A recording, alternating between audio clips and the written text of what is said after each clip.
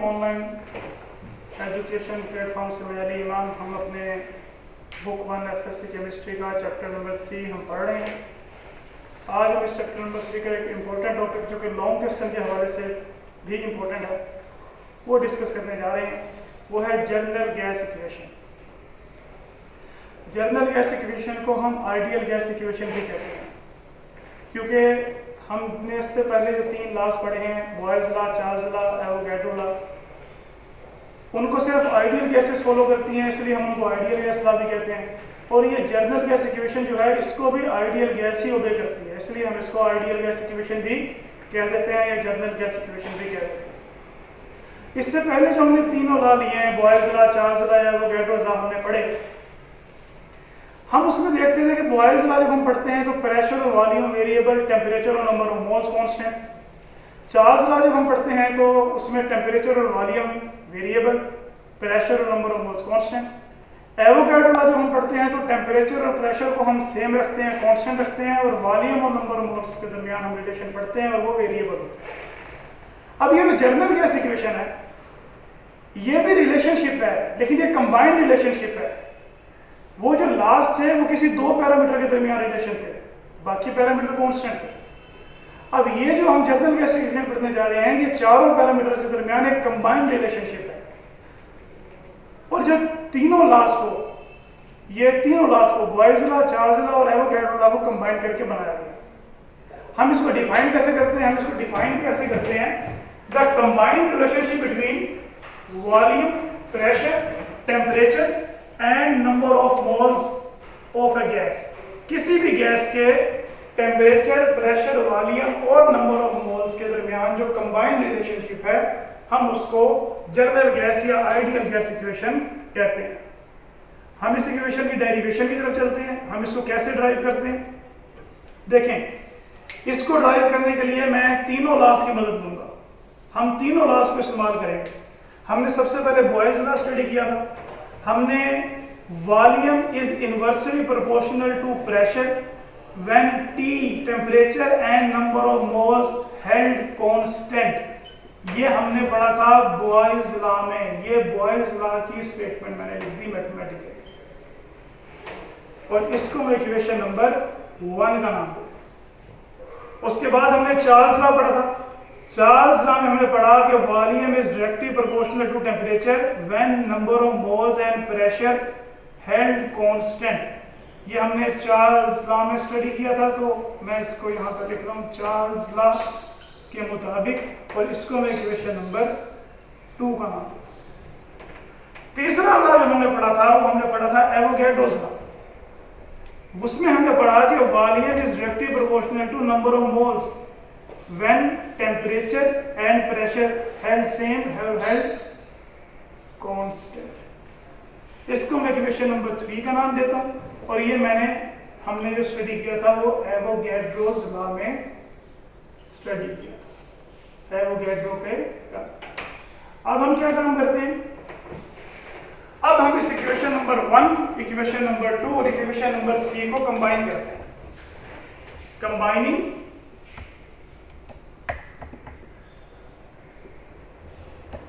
Equation 1, equation 2 and equation 3।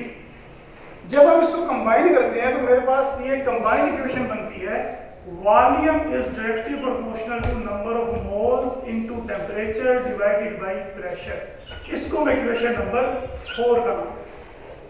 तो मेरे पास एक कंबाइंड इक्वेशन आ गई, इक्वेशन नंबर 4।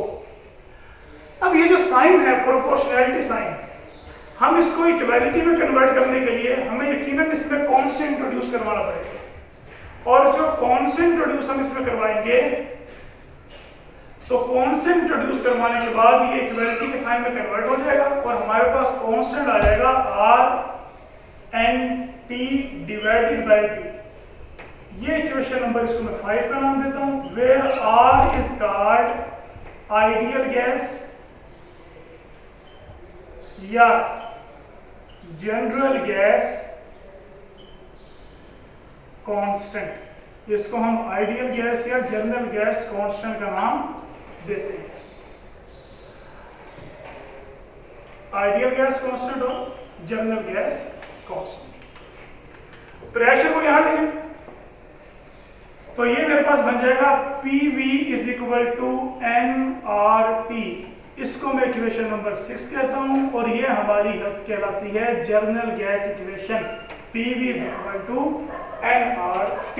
और यहां से मैं जनरल गैस इक्वेशन की नई डेफिनेशन भी लिख सकता हूं। वो डेफिनेशन क्या होगी? मैं लिखूंगा product of pressure and volume is equal two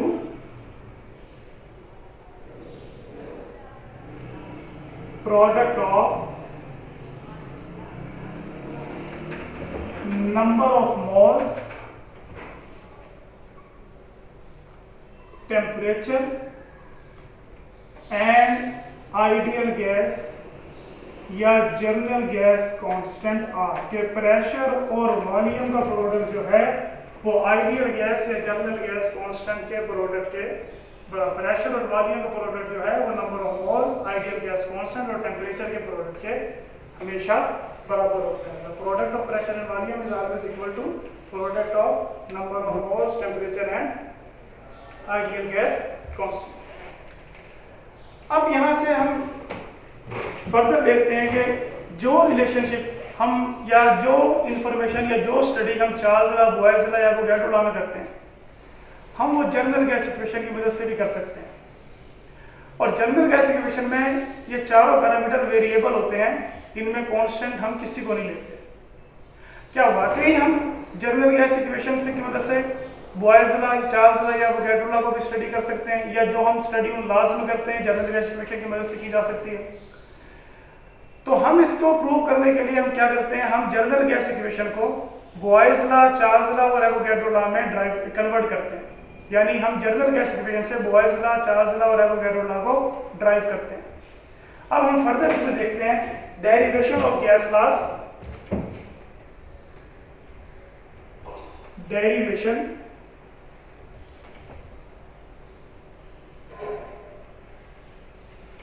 of gas laws from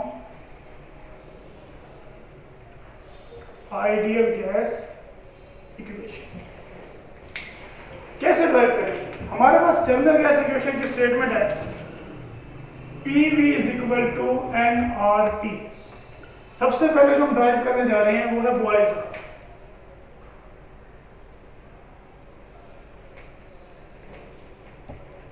देखें, याद रखें बॉयल्स लॉ में कांस्टेंट पैरामीटर होते हैं टेम्परेचर और नंबर ऑफ मोल। तो जो पैरामीटर बॉयल्स लॉ में कांस्टेंट होते हैं, अगर हम उन दो पैरामीटर्स को इस इक्वेशन में कांस्टेंट कर दें, यानी टेम्परेचर को और नंबर ऑफ मोल्स को हम इस इक्वेशन में कांस्टेंट कर दें, तो हमारे पास बॉयल्स लॉ की डेरिवेशन, बॉयल्स लॉ की एक फॉर्म आ जाएगी, बॉयल्स लॉ ड्राइव हो जाएगा। मसलन PV is equal to nRT, हम नंबर ऑफ मोल्स और टेम्परेचर को कांस्टेंट कर देते हैं, यानी by taking n and T constant. तो हमें पता है n कांस्टेंट, टेम्परेचर कांस्टेंट और R तो वैसे ही कांस्टेंट है। यानी मेरे पास जो राइट हैंड साइड है, ये वाली साइड, ये सारी के सारी किस में कन्वर्ट हो गई? ये कांस्टेंट में कन्वर्ट हो गई। तो मैं यहाँ पे nRT की जगह एक कांस्टेंट इंट्रोड्यूस करवा देता हूँ, PV is equal to K। तो product of pressure and volume is always equal to constant. यही बॉयल्स लॉ की स्टेटमेंट है कि प्रेशर और वॉल्यूम का प्रोडक्ट हमेशा किसके बराबर होता है? कांस्टेंट के बराबर होता है। और मैं अगर इसको यूं लिख दूं V is equal to K divided by P, और जब मैं K को रिमूव करूंगा तो V will be inversely proportional to pressure apply. तो ये मेरे पास जनरल गैस इक्वेशन की मदद से बॉयल्स लॉ जो है क्या हो गया? ड्राइव। अब हम चलते हैं चार्ल्स लॉ की डेरिवेशन की तरफ। चार्ल्स लॉ को कैसे ड्राइव करेंगे? अब हमें पता है चार्ल्स लॉ में जो कांस्टेंट पैरामीटर होते हैं वो होते हैं pressure and number of mole, यानी P V is equal to N R T and V is equal to N R divided by P into T. मैं इसको ऐसे लिख सकता हूं। चार्ल्स लॉ में कांस्टेंट जो पैरामीटर हैं वो बाय टेकिंग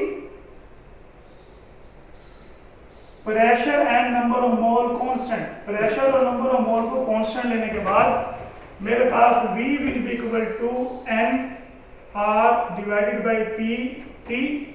एन हमने कांस्टेंट ले लिया, पी हमने कांस्टेंट ले लिया और आर तो वैसे ही कांस्टेंट। इसका मतलब है ये वाला पूरा factor N R over P जो है ये हमारे पास एक कांस्टेंट के। अब V इज इक्वल टू के टी।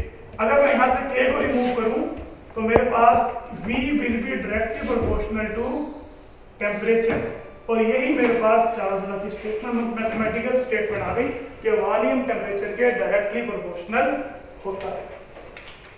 अब हम चलते हैं तीसरे लॉ की तरफ, एवोगैड्रोस लॉ। अब एवोगैड्रोस लॉ में जो कांस्टेंट पैरामीटर होते हैं वो प्रेशर और टेम्परेचर होते हैं।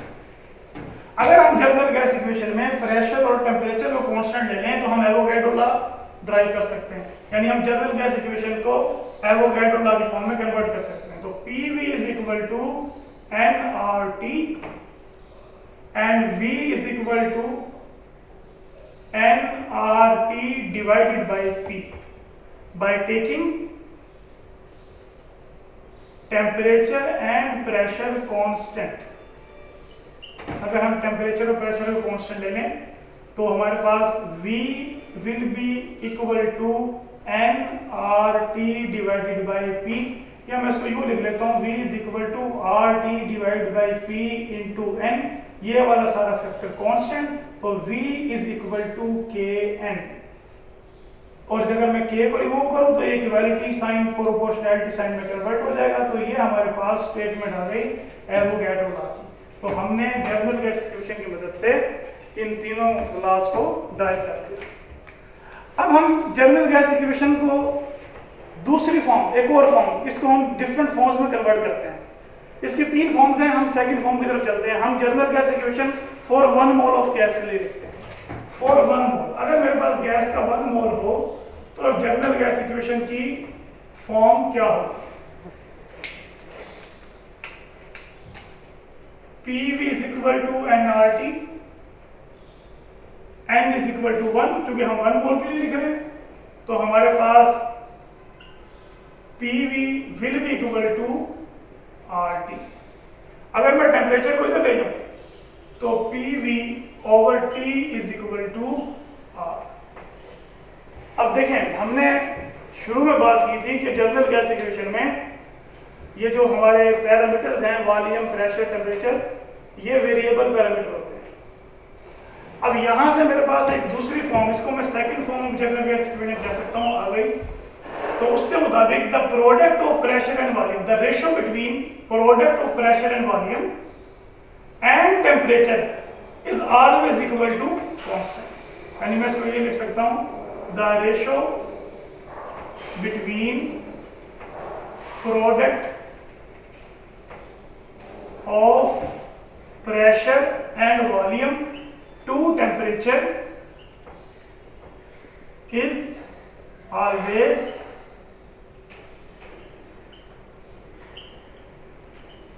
constant। और यहां से हम अब सपोज कर लेते हैं कि कंडीशंस चेंज हो रही, इसको हम सेकंड फॉर्म भी कह सकते हैं जनरल गैस इक्वेशन।